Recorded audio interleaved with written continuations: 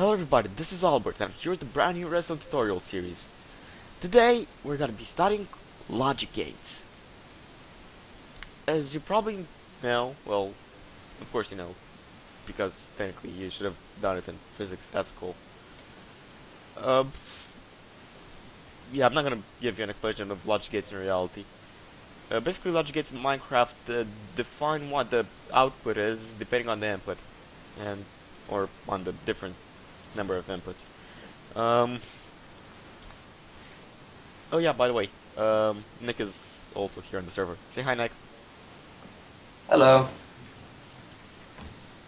Anyway, um, so let's start. First of all, you should know something about levers. Whenever the switch is, the stick part of the lever is up, then that means that it's off.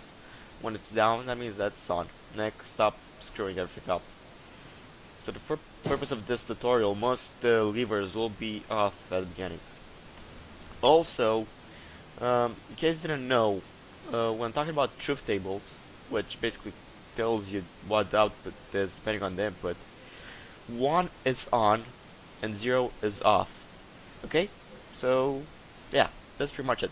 What I have here is just a basic input-output gate, which is just you provide current to the circuit, current passes through it.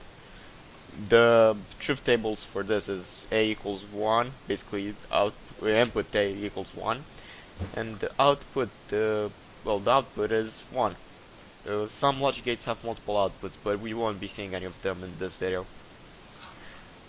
So yeah, so basically, the lever is on, the stick part is pointing downwards, so the output is also on.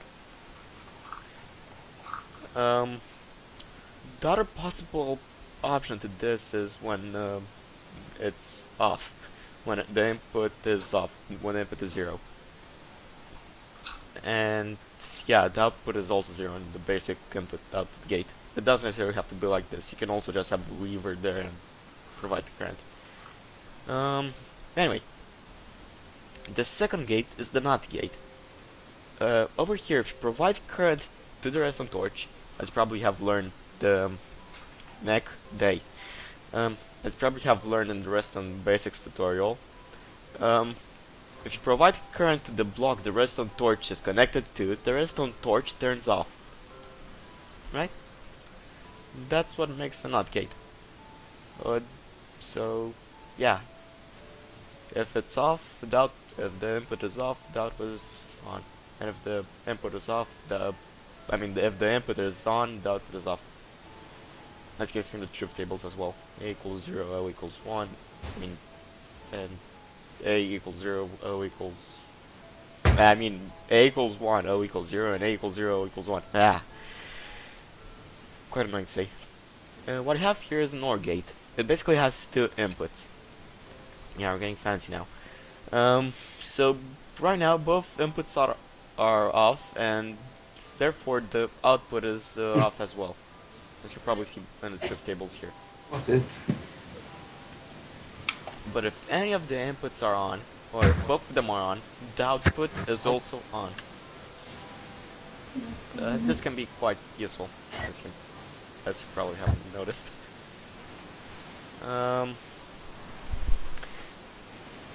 Anyway, here is an OR gate. It's basically just a NOT gate attached to an OR gate. So it acts the other way around. So if you provide, so basically it's just the exact opposite of OR gate.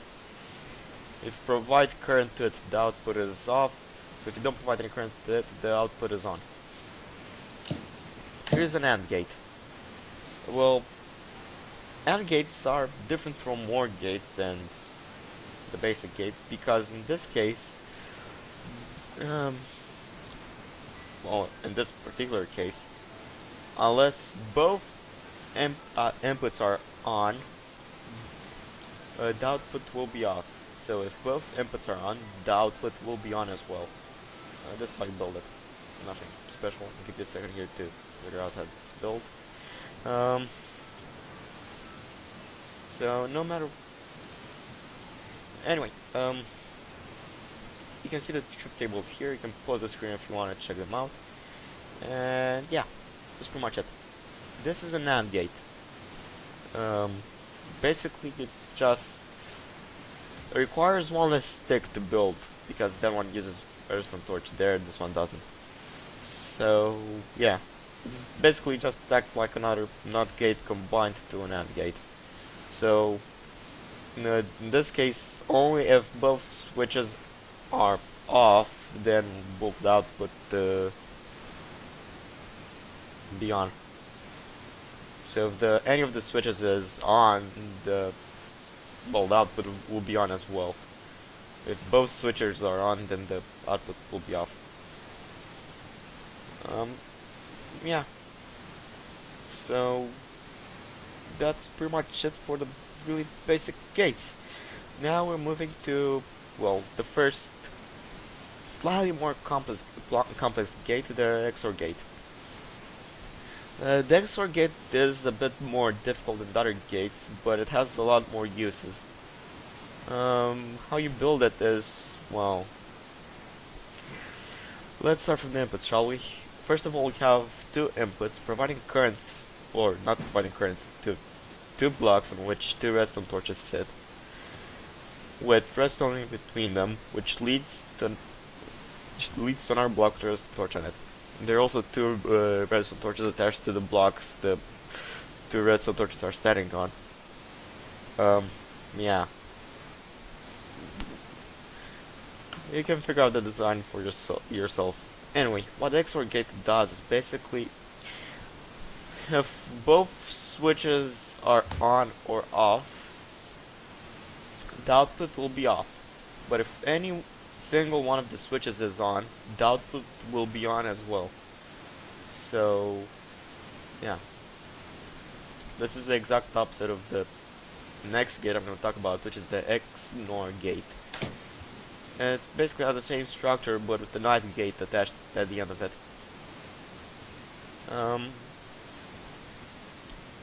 In what way is it different from the XOR gate? Well, that's simple. Unless both switches are on or off, the output will be off. As you can probably see in the truth tables as well.